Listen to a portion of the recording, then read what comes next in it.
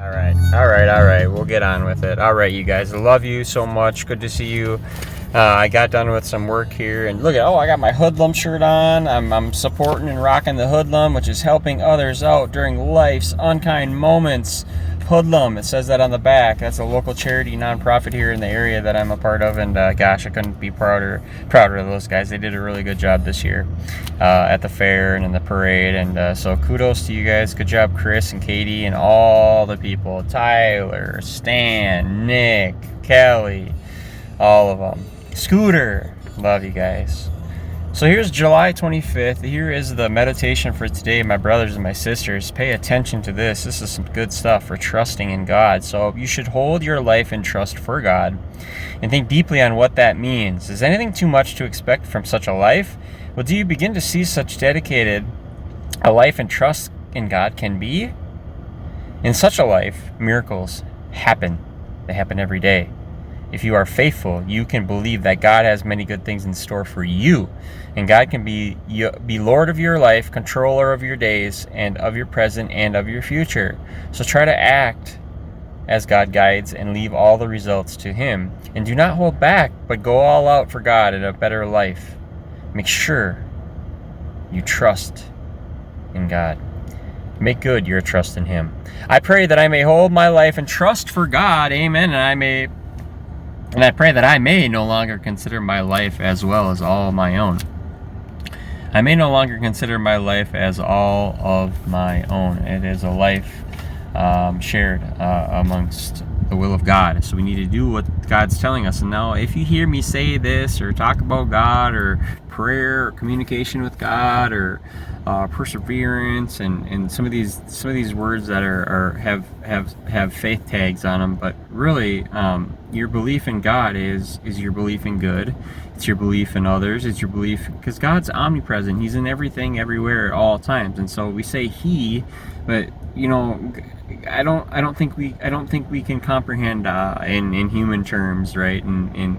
But that's the beauty of it, is because we get to comprehend God in our own way, on our own time and in our own fashion. So when we're struggling and we're strifing and we're using and abusing and we're hurting for certain, then is when we find God most of the time. And I could bet my last dollar that that's when you're gonna find God, is when you're at your wit's end and you're on rock bottom and you're like, what do I do? That's when God swoops in and shows you a different way. Now, we wouldn't have known that other way without His guidance, we'll say, right? So don't think of God as a church.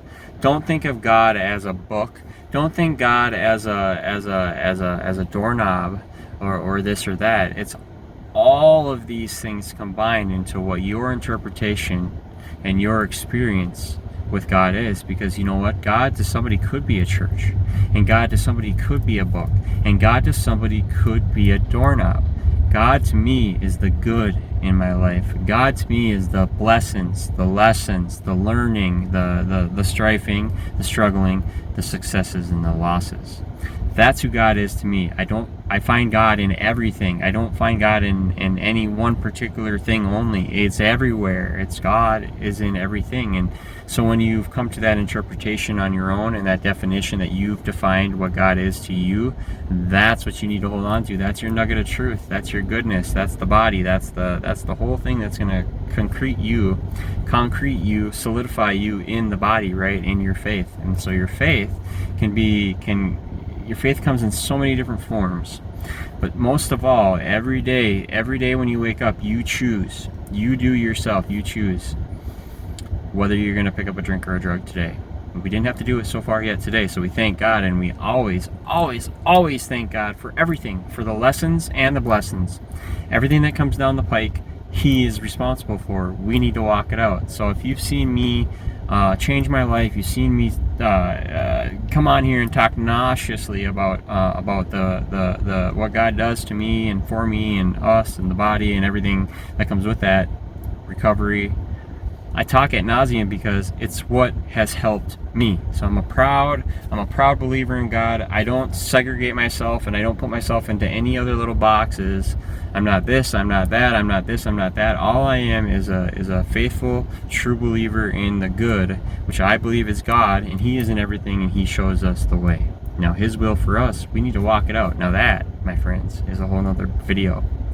Patience, perseverance, positivity, taking what God is giving you and making it into something beautiful, as if it wasn't already beautiful. But God's given you this life. He's given you this experience. He's given you these things for us to walk out and for us to either win, lose, trip, fall, stand tall. Win, lose, trip, or stand tall, we are going to be guided by the Father in heaven, and whether heaven is up there, it's over there, it's down there, it's over here, it's just there, it's all up to interpretation. So there are books out there that will steer you in one direction, and there are other things, but if we're spiritual people, we're going to connect with the good, we're going to connect with the true. And if you're having some questions, you're having some doubts, you're having some concerns, some cares, email me. I'm only an email away. Jesse, what is it? IrishGuyJG at yahoo.com. I got quite a few different emails, but comment and tell me, hey, you know, I've kind of felt like that. I'm feeling this way. I'm feeling that way. I'd love to hear your opinions, your experience. I love you. God bless you. Don't forget to invest into recovery literature, and also the other things that have gotten me by in the past and in the future has been connections with other people, fellowship, and truth.